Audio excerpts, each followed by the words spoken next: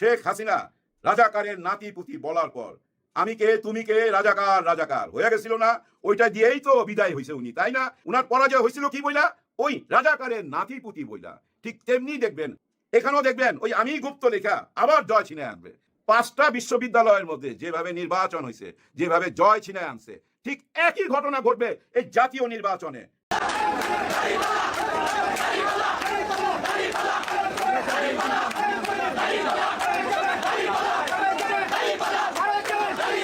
এবার তারেক জিয়ার নিজের ভুলে পুরো বিএনপি এলোমেলো, পুরো বিএনপি কঠিন পরিস্থিতিতে, এমনকি এতটাই কঠিন পরিস্থিতিতে তারেক জিয়াকে দায় নিয়ে লন্ডন চলে যেতে হতে পারে। তারেক জিয়া কাজটা করলেন কি? 3 জন করে থাকবেন।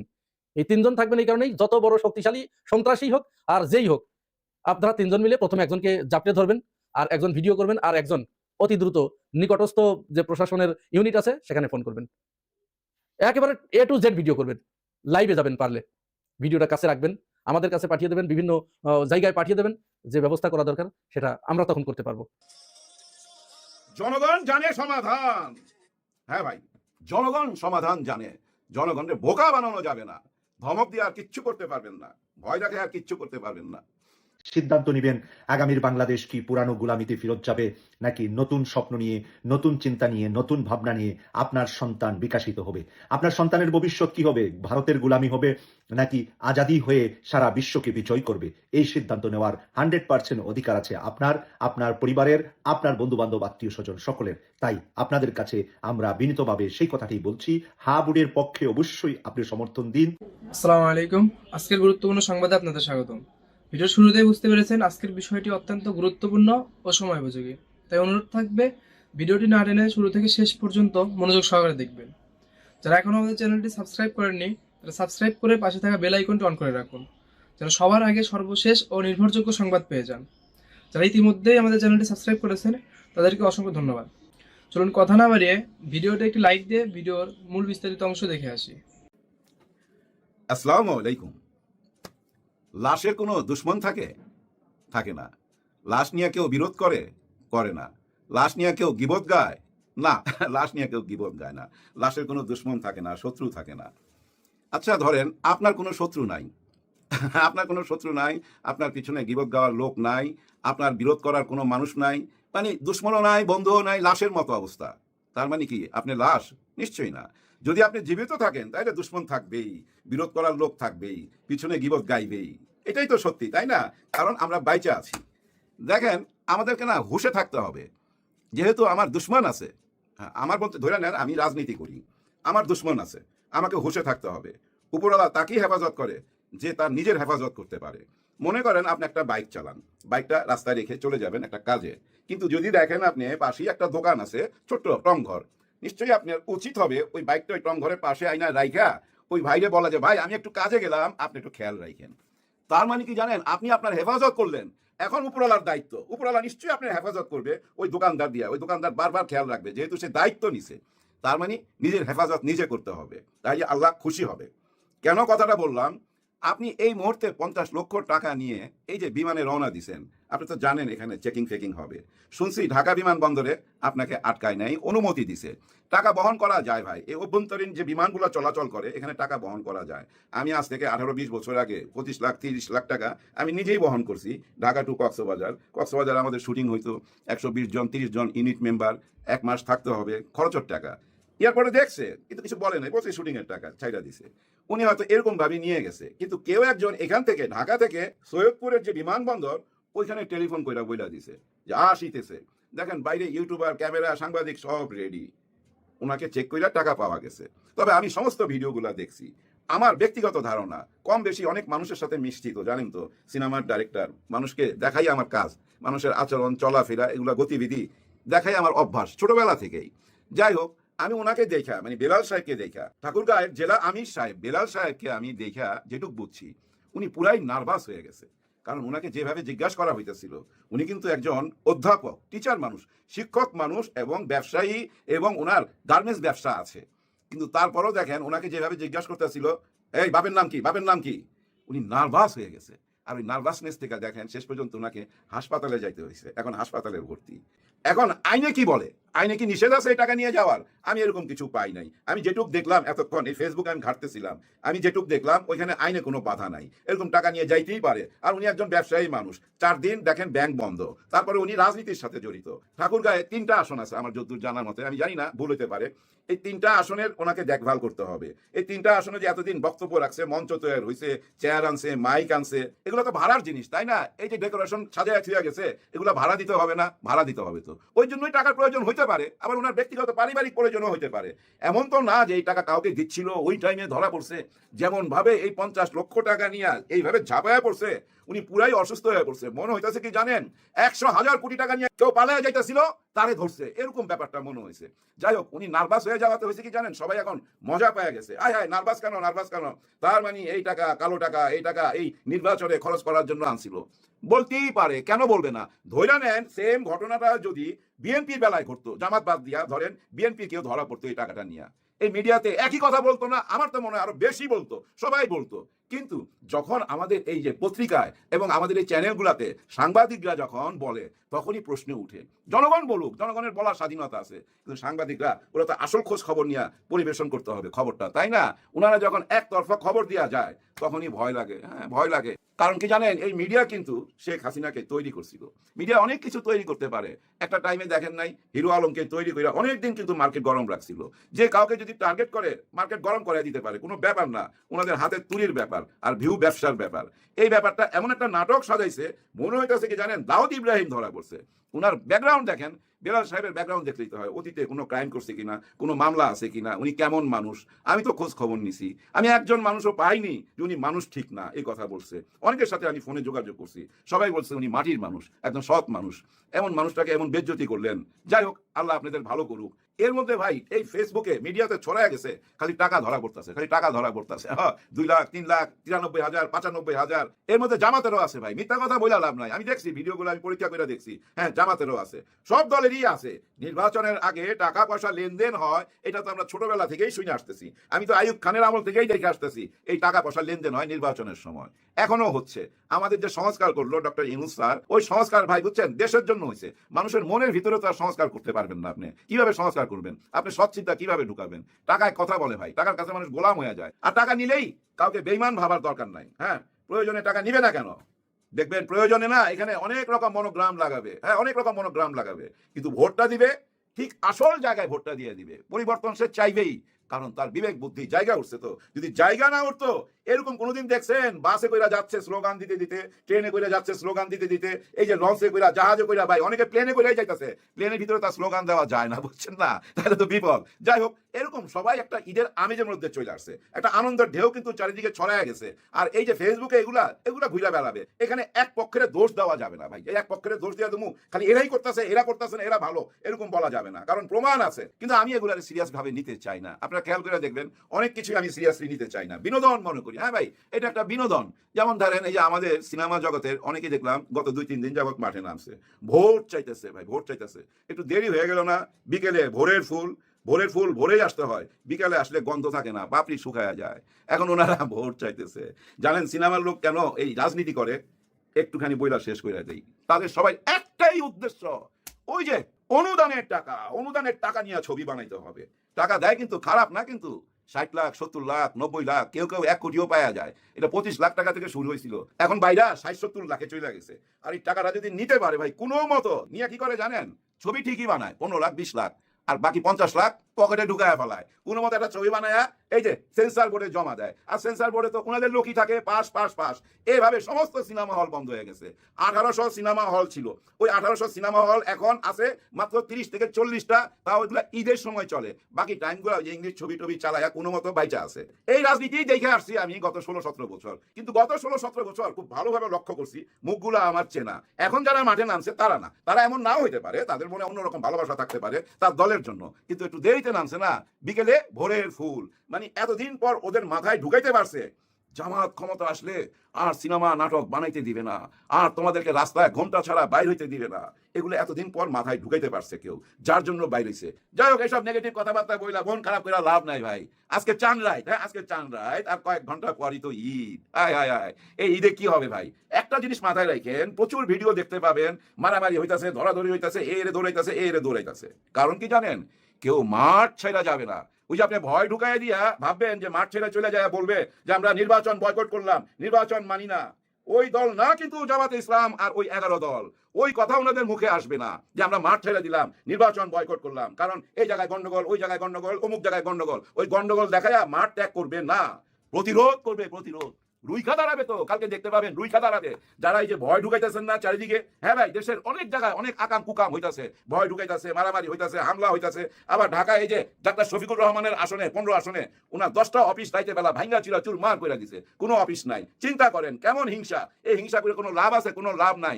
যা কিছুই ঘটুক না কেন, সিদ্ধান্ত উপরওয়ালা মানুষের মাথার মধ্যে দিয়েই দিছে। ওইটাই তো দেখা গেছে, ট্রেনে কইরা যাচ্ছে স্লোগান দিতে দিতে, বাসে কইরা যাচ্ছে স্লোগান দিতে দিতে। ঢাকা খালি হয়ে গেছে তো ভাই, আজকে অনেক দূর ঘুরলাম, ঢাকা খালি। ঈদের সময় যেমন খালি হইতো তেমন খালি হয়ে গেছে। তারপরে গেলাম একটা কেন্দ্র দেখতে, হ্যাঁ নির্বাচন কেন্দ্র, কি অবস্থা! যাই দেখি ভাই 7-8টা বাস, আর ওই বাস থেকে নামতেছে পুলিশ, আনসার ভাইরা, আর্মি ভাইরা, আবার এই যে বিজেপি, ওনারা অনেক রকম ফোর্স ভাই, অনেক রকম ফোর্স চারিদিকে ঘেরাও করে ফেলাইতেছে। আমি জাস্ট 3টা-4টার সময় এই ঘটনা দেখছি। একদম চারিদিকে নিরাপদ ভাই, কোনো ভয় পাবেন না। আমার মনে হয় প্রত্যেকটা আসনই এরকম পাহারাদার চলে গেছে। আর সিসি ক্যামেরা তো আছেই। ওই সিসি ক্যামেরাতে যেভাবে আমরা দেখছি নির্বাচন কোথায়, জাহাঙ্গীরনগর বিশ্ববিদ্যালয়, ঢাকা বিশ্ববিদ্যালয়, ভিতরে ভোট গণনা করা হচ্ছিল আর বাইরে থেকে দেখতে পাচ্ছিলাম। নিশ্চয়ই এরকম ব্যবস্থা হয়তো করে নাই, হয়তো 2-4টা জায়গায় থাকতেও পারে, আমার ঠিক জানা নাই।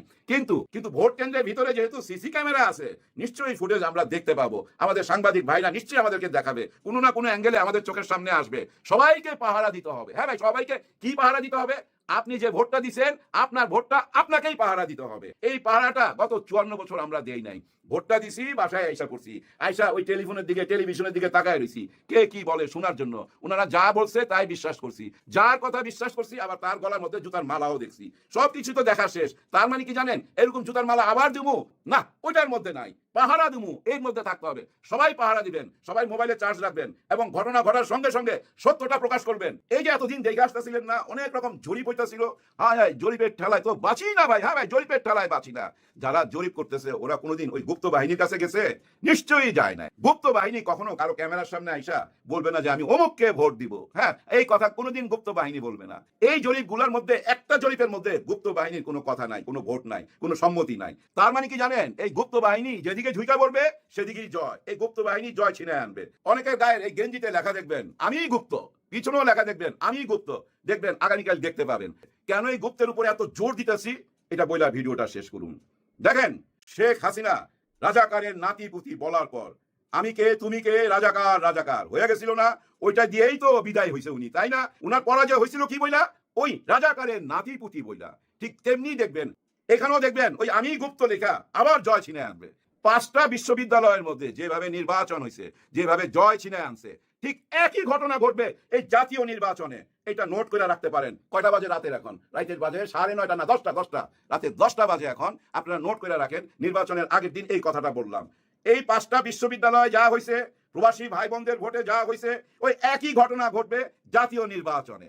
বাংলাদেশের মানুষ ঈদ উল ফিতর কিংবা ঈদ উল আজহাতে যেরকম আনন্দ উল্লাসে মেতে ওঠে, তার চেয়েও কয়েক গুণ বেশি আনন্দ উল্লাসে মেতে উঠেছে। এর কারণ কি? কারণ হচ্ছে দীর্ঘ 17-18 বছর পরে এই আমাদের মতো মানুষ যারা, অর্থাৎ 18 থেকে 39 বছর বয়স্ক মানুষ যারা, তারা এই প্রথম তাদের যে নাগরিক অধিকার, ভোটাধিকার প্রয়োগ করতে যাচ্ছে। সুতরাং এই যে মানুষ ভোটাধিকার প্রয়োগ করে নিজেদের পছন্দ মতো নেতা নির্বাচন করবে এবং বাংলাদেশকে এমন এক ধরনের এক শ্রেণীর মানুষের হাতে সোপর্দ করতে চাচ্ছে যে মানুষগুলো বাংলাদেশের 54 বছরের ইতিহাস পরিবর্তন করে দিতে চায়। 54 বছরে বাংলাদেশে 2-3টি দল, আওয়ামী লীগ, বিএনপি এবং জাতীয় পার্টি, এরা একই গতানুগতিক ধারার ভিতরে থেকে রাজনীতি করেছে। সেই দুর্নীতি, সেই চাঁদাবাজি, সেই সন্ত্রাস, সেই টেন্ডারবাজি, কোনো কিছুরই কেউ লাগাম টেনে ধরতে পারে নাই। কিন্তু এই প্রথম বাংলাদেশে নতুন একটি দলের আবির্ভাব হয়েছে, বাংলাদেশ জামাত ইসলামের নেতৃত্বে 11 দলীয় জোট। আর এই সুযোগটা এনে দিয়েছে আমাদের জুলাই গণ অভ্যুত্থান। এই জুলাই গণ অভ্যুত্থানের পরে যে নতুন রাজনৈতিক বন্দোবস্তের কথা বলা হয়েছিল, সেটি কিন্তু আমার আপনার একেবারে একেবারে চোখের সামনে নাকের ডগায় এসে আমাদেরকে করাঘাত করছে। এখন সিদ্ধান্ত নেবার দায়িত্ব কিন্তু আমাদের। আমরা কি ৫৪ বছরে যে গতানুগতিক রাজনীতি চলেছে সেটার ভিতরেই আবদ্ধ থাকবো? আমরা কি সেই পুরনো বোতলে নতুন মদ এটাতেই আবদ্ধ থাকবো? আমরা কি আবার এমন কাউকে ভোটাধিকার প্রয়োগ করব যারা আমাদের ভোট পেয়ে রাষ্ট্র ক্ষমতায় এসে সেই পুরনো চাঁদাবাজি, অর্থাৎ ব্যক্তির পরিবর্তন হবে, শুধু মুখের পরিবর্তন হবে, কিন্তু চাঁদার কোনো পরিবর্তন হবে না, সেইটা আমরা পুষে রাখবো? আমরা কি বাংলাদেশের অফিস আদালতগুলোতে টাকা ছাড়া ফাইল পাস হয় না, এইটা আমরা পুষে রাখবো? আমরা কি গরিব দুঃখী এবং মেহনতি মানুষকে সারা জীবন সমাজে অচ্যুত করে রাখা হয়, এইটা পুষে রাখবো? আমরা কি এই বাংলাদেশে এলিটতন্ত্র এবং অচ্যুততন্ত্র এটি কায়েম হতে দিব? এই সিদ্ধান্তগুলো কিন্তু আমাদের কাছে, আমাদের হাতের ভিতরে, এই আমাদের এই আঙ্গুলের এই ছাপের ভিতরে। যদি আমরা সঠিক জায়গায় এই আঙ্গুলের ছাপটা দিতে পারি, তাহলে ৫৪ বছরের ইতিহাস সম্পূর্ণ আমূল পরিবর্তন হয়ে নতুন এক বন্দোবস্ত আমাদের সামনে হাজির হবে। যেমন একটি বন্দোবস্ত আপনাদের চোখের সামনে আমি দেখিয়ে দেই হাজির হয়েছে। এই ২৪ সালের নির্বাচনে জামাত ইসলাম সবচেয়ে স্মার্ট মুভ যেটা হয়েছে সেটা তার নারীদের ক্ষেত্রে। দীর্ঘদিন ধরে, প্রায় বলা চলে ওই স্বাধীনতার ৫৪ বছর ধরে, এদেশের নারীত্ব বলতে আমরা বুঝেছি সেই খুশি কবির, সুলতানা কামাল, ওদিকে ফারজানা রূপা, মিথিলা ফারজানা, সোমা ইসলাম, এই জাতীয় লোকদেরকে আমরা বুঝতাম। তারাই এই সমাজে নারীদের প্রতিনিধিত্ব বলে দাবি করত এবং তারাই নেতৃত্ব দিত। আর তাদের নেতৃত্ব, নারীবাদী নেতৃত্ব, ওইটার শিকড় ছিল হচ্ছে কাঁটাতারের ওপারে। এদেশে হাজারো নারীকে ধর্ষণ করা হয়েছে, ধর্ষণের সেঞ্চুরি উদযাপন করা হয়েছে, এদেশের হাজারো নারীকে গলা কেটে হত্যা করা হয়েছে, কিন্তু কোনোদিন এরা রা শব্দ মুখ দিয়ে উচ্চারণ করে নেই। কিন্তু এদের ওই ঝাঁকের কইয়ের কারো একজনের, যদি ব্যারিস্টার মইনুল ইসলামের কথা আপনাদের মনে আছে, মাসুদা ভাট্টিকে তিনি কি বলেছিলেন, ওই তথাকথিত নারীবাদীরা বেচারাকে জেল পর্যন্ত খাটিয়েছে, শেখ হাসিনা তাকে জেল খাটিয়েছে, পরে জেল থেকে বের হয়ে এসে তিনি কিন্তু ওই টেনশনেই তিনি স্ট্রোক করে মারা গেছেন। তার মতো একজন ব্যক্তি। এদের বিদায়ের পরে আমরা নতুন করে দেখতে পাচ্ছিলাম বাংলাদেশে আমাদের কাজী জেসিনাপা, তারপরে যে জাহাঙ্গীরনগর বিশ্ববিদ্যালয়ের যে ম্যাডাম নেহরিন ইসলাম খান, তিনি, যমুনা টিভির নিকোল, এরকম আরো কয়েকজন মিলে ওই নেতৃত্বটা নিজেদের হাতে তুলে নিতে চাচ্ছিলেন। এখন নাহরিন ইসলাম খান কি বলেন? তিনি বলেন জামাত আমির যে সবাইকে মা বোন বলে ডাকেন, এটা তার নাকি পছন্দ হয় না। কি বলে ডাকতে হবে এটি তো আপনি বলে দেন নাই, এটি তো বলে দেওয়া উচিত ছিল আপনার। কারণ আমরা জানি একজন নারী শুধুমাত্র একজন পুরুষেরই বউ হতে পারে, আর বাকি সবারই মা বোন হয়। তো আপনি যেহেতু কোনো পুরুষেরই মা বোন হবেন না, তাহলে কি হবেন? অন্য পুরুষদের সব পুরুষেরই কি আপনি বউ হবেন? আশা করি আমার এই ভিডিও যদি আপনি দেখেন তাহলে বলে দিবেন আপনার কি হতে ইচ্ছা করে, অন্যান্য সকল পুরুষের এটি বলে দিবেন, আমরা আপনাকে সেটি বলেই ডাকবো। তো এই এদের জোট যখন খুব শক্তপোক্ত হয়ে উঠছিল, তখনই জামাত ইসলাম সারা বাংলাদেশে ৬৪টা জেলায় তাদের যে নারী আছে এদেরকে তারা মাঠে নামিয়ে নিয়ে আসে। এবং জামাতের এই নারী নেতৃত্ব এবং নারী সদস্যরা, নারী কর্মীরা পিপিলিকার শাড়ির মতো জামাত আমিরের ডাকে রাস্তায় নেমে আসে। আপনারা, আমি আর এখানে ভিডিও দিয়ে বড় করতে চাচ্ছি না, আপনারা প্রত্যেকটা জেলায় এই মিছিলগুলো দেখেছেন। সবচেয়ে বড় মিছিল হয়েছে নারীদের সিরাজগঞ্জে, হাজার হাজার নারী। গত কয়েকদিন আগে ঢাকা ১৫ আসনে জামাত আমিরের নেতৃত্বে মিরপুর অঞ্চলে, সেখানেও হাজার হাজার নারী রাস্তায় নেমে এসে মিছিল করেছে। ঢাকা ১৪তে হয়েছে, ঢাকা ১৬তে হয়েছে। আমি শুধু একটি ভিডিও আপনাদেরকে দেখাচ্ছি এখানে, এই ভিডিওটা একটু দেখুন।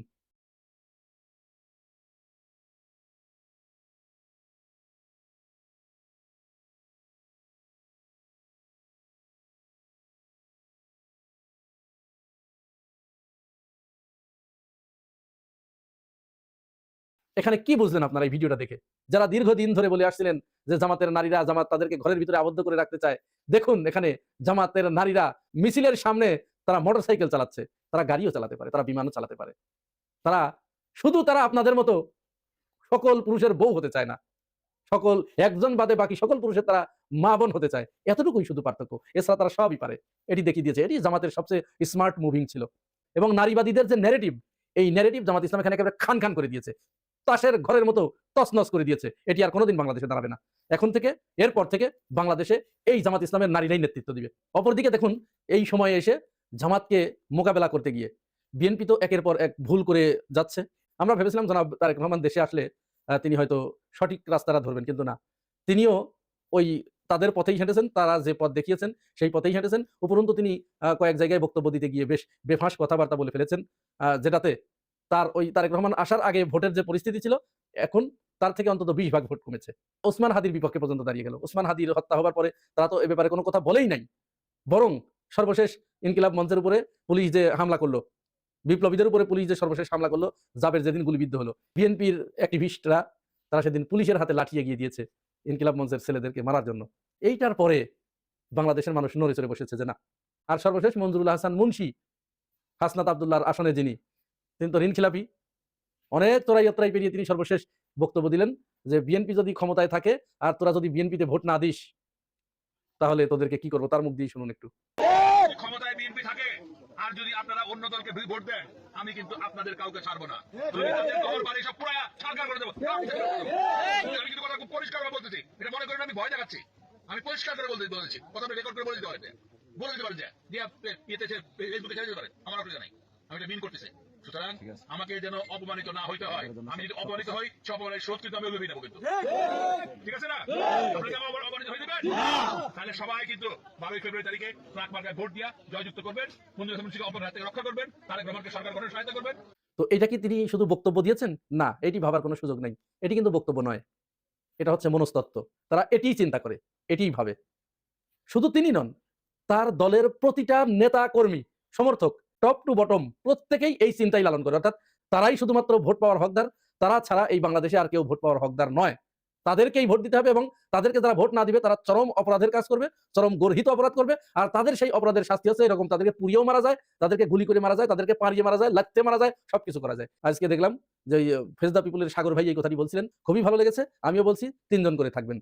এই 3 জন থাকবেন এই কারণেই, যত বড় শক্তিশালী সন্ত্রাসী হোক আর যেই হোক, আপনারা 3 জন মিলে প্রথমে একজনকে জাপটে ধরবেন, আর একজন ভিডিও করবেন, আর একজন অতি দ্রুত নিকটস্থ যে প্রশাসনের ইউনিট আছে সেখানে ফোন করবেন। একেবারে A to Z ভিডিও করবেন, লাইভে যাবেন, পারলে ভিডিওটা কাছে রাখবেন, আমাদের কাছে পাঠিয়ে দেবেন, বিভিন্ন জায়গায় পাঠিয়ে দেবেন। যে ব্যবস্থা করা দরকার সেটা আমরা তখন করতে পারবো। এতক্ষণ মনোযোগ সহকারে ভিডিওটি দেখার জন্য অসংখ্য ধন্যবাদ। ভিডিও সম্পর্কে আপনার কোনো মতামত থাকলে অবশ্যই কমেন্ট সেকশনে জানাবেন। যারা এখন আমাদের চ্যানেলটি সাবস্ক্রাইব করেননি, তারা চ্যানেলটি সাবস্ক্রাইব করে পাশে থাকা বেল আইকনটি অন করে রাখুন, যেন সবার আগে সর্বশেষ সংবাদ পেয়ে যান। দর্শক, ভালো থাকুন, সুস্থ থাকুন, আল্লাহ হাফেজ।